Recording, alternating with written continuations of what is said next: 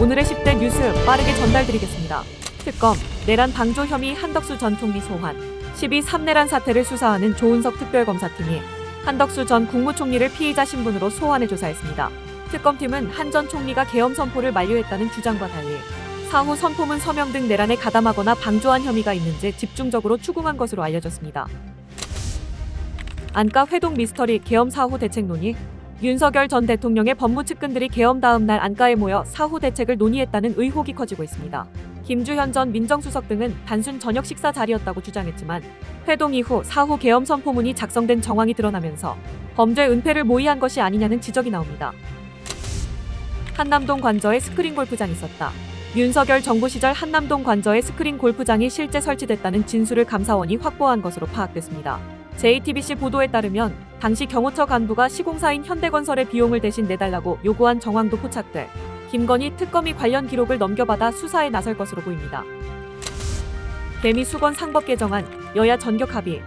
여야가 이사의 충실 의무 대상을 주주로 확대하는 내용 등을 담은 상법 개정안을 전격 합의 처리하기로 했습니다. 재계가 반발했던 3%룰도 포함된 이번 개정안은 소액주주들의 수건 사업으로 자본시장 선진화의 발판을 마련했다는 평가가 나옵니다. 이재명 못 찍은 게 후회, 부산 민심 부글부글.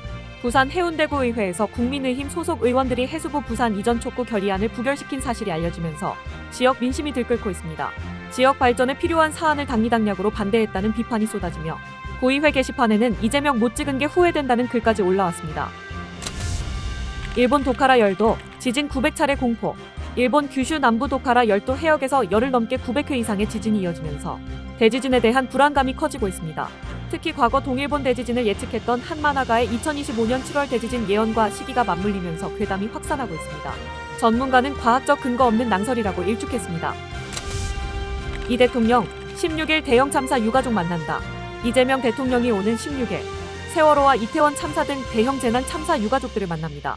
오송 지하차도 참사 2주기를 맞아 이뤄지는 이번 만남에서 이 대통령은 유가족들의 의견을 경청하고 위로를 전할 예정입니다. 대통령실은 국민의 생명과 안전을 지키는 일에 소홀함이 없도록 할 것이라고 밝혔습니다. 미국, 베트남 관세 20%로 인하 시장 개방 대가.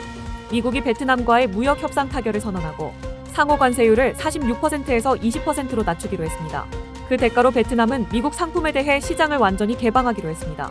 특히 트럼프 대통령은 제3국 우회 수출을 막기 위해 한정 물품에는 40%의 고율 관세를 부과한다고 밝혀 베트남에 생산기지를 둔 우리 기업들에도 영향이 예상됩니다.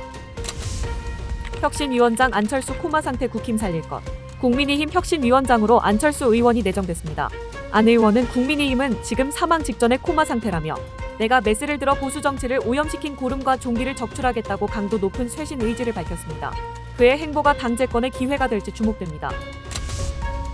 박찬대, 정청래 9월까지 검찰청 해체 경쟁. 더불어민주당 차기당 대표 선거에 나선 박찬대, 정청래 의원이 오는 9월까지 검찰청을 해체하겠다고 공언했습니다. 두 의원은 검찰개혁 토론회에 참석해 수사권과 기소권을 완전히 분리하고 기소만 전담하는 공소청을 만들겠다며 검찰개혁 속도전을 예고했습니다. 세상의 빠른 흐름, 구독으로 놓치지 마세요.